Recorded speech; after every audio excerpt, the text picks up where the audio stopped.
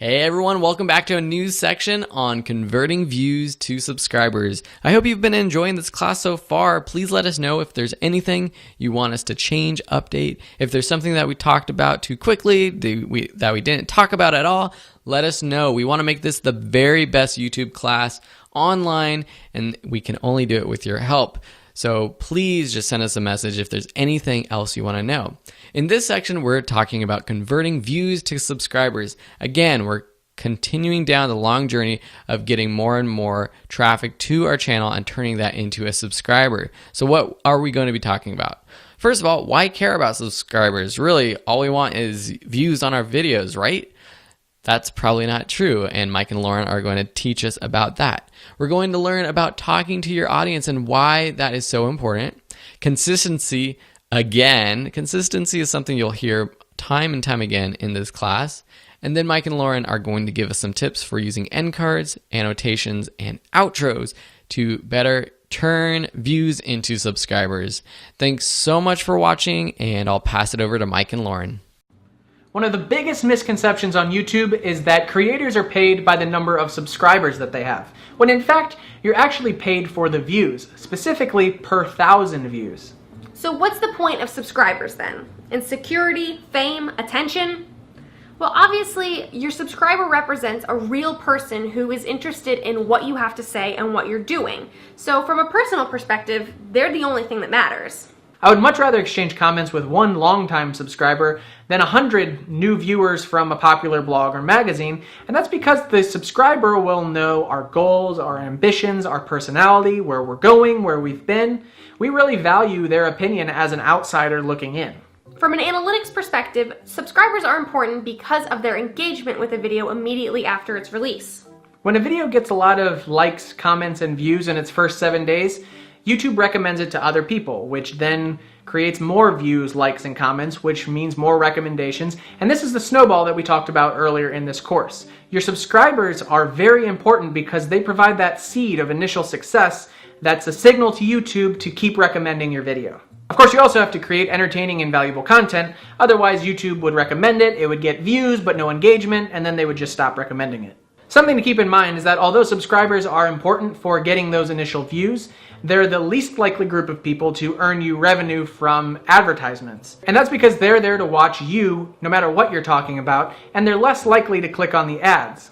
Views that come from search, on the other hand, are extremely valuable because it's someone looking for a solution. Let's say, for instance, you have a video reviewing a flashlight. If someone is searching for that and they find your video, they're more likely to see an ad from that flashlight manufacturer and click on it before your video.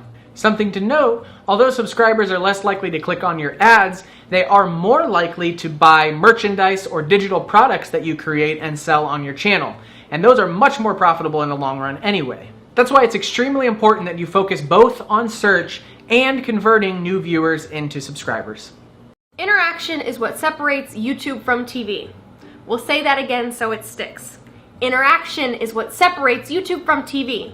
It's often easy as YouTubers to ignore the comments, but talking to your audience is a surefire way to convert new viewers into subscribers and then into raving fans. Use that to your advantage. Not to mention, it's a very rewarding two-way street. I don't know how many interviews I've seen of big-time content creators who have said the community is the biggest surprise and best part of YouTube. And we've experienced that ourselves. We have regulars whose opinion we value and trust, and thousands of new viewers who all come from different perspectives and experiences and preferences. We've had some cool interactions as well. One example was a bench Mike made that he was having an issue with the math on. Within an hour of posting the video, not only did someone help with the formula, but they designed the bench in CAD and sent over the design to him. Interactions can be as simple as a thanks for watching or really in-depth conversations.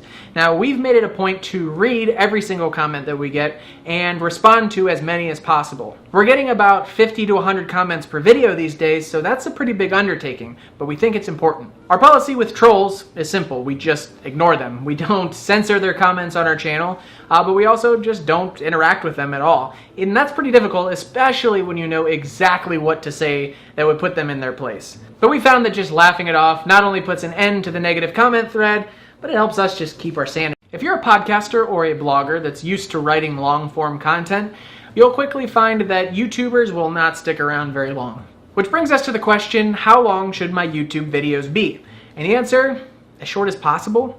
We keep our videos at 5 minutes or less usually, and even that is sometimes too long for our audience. One of the most influential channels on YouTube is the Vlogbrothers, and they've created Crash Course, SciShow, and they even interviewed the president for YouTube. They have a strict rule on their channel that no video can be over 4 minutes unless it's educational, in which case their audience gets to choose a punishment for them. It's kind of a fun thing they do. One trick we found to making our videos shorter is to let it sit for an hour or even preferably overnight.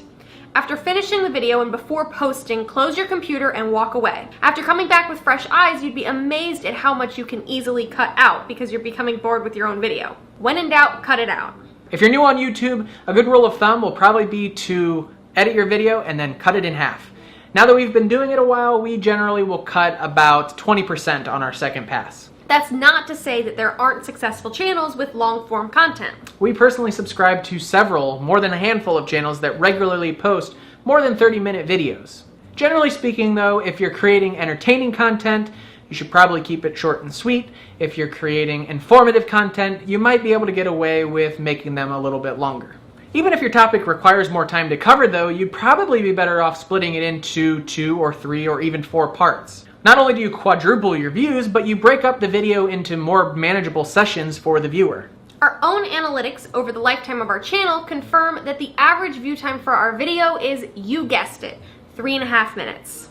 Keep it short and sweet, people. Make more videos if you need to cover a topic. There have been entire books written about asking for what you want, so we don't need to go into too much detail about that. But what we want to talk about today is all the tools that YouTube has given you as a creator to ask your viewers to become subscribers. There's multiple subscribe buttons, there's custom links just for your channel, there's clickable watermarks, there's annotations, there's cards. YouTube gives us so many options for converting our viewers into subscribers. Our role in the matter seems pretty obvious. Just ask. Let's talk about a few of the most effective ways to ask viewers to become subscribers. End cards. These can be as simple as white text on a black background or interactive video segments. A lot of YouTubers will film a small outro video suggesting viewers watch other similar videos, like, comment, or subscribe. This is also the place you want to promote your website, product links, or any other call to action while you have your viewers' attention. Maybe you want to ask them to sign up for your email list or even follow you on other social networks. We've also gotten into a good habit of recalling older videos in almost every new video that we make. So for example, if we're making a video about budgeting, we'll say, we also made this video about investing. This not only engages the viewer, but it also increases our overall watch time and keeps people on YouTube if they came from an outside link, which YouTube loves. If you want your videos to get shared on the internet, they're going to need to be unique, but there's a catch. They also have to be pretty familiar. I know that sounds like saying 2 different things at once, but if you think about it, what you're looking to do is do the same thing, just a little bit different. You want to do something that people are comfortable with and used to, but with a little bit of a twist. In the case of our own channel, for our financial videos, we try and take a different approach, and instead of just giving out facts and figures, because financial stuff is usually pretty boring, we try to instead focus on the psychological side of money. We're very interested in dissecting the way that we spend our money, why we spend it the way that we do. We also make our videos stand out by making extreme statements. We want to retire by 30. We save 75% of our income. People know how to save money and budget, so we're not really covering anything groundbreaking here, but we're doing it in our own way. Which brings us to the most important tip we're going to share in this section, which is be yourself on YouTube. The easiest and most effective way to do the same thing but different is to share whatever you're experiencing through the lens of your perspective. If you try to be something you're not on YouTube, like a professional or a guru or an expert, people are going to see right through it. But if you just be yourself and share your experience really honestly, not only are you doing something completely unique, but no one can copy it.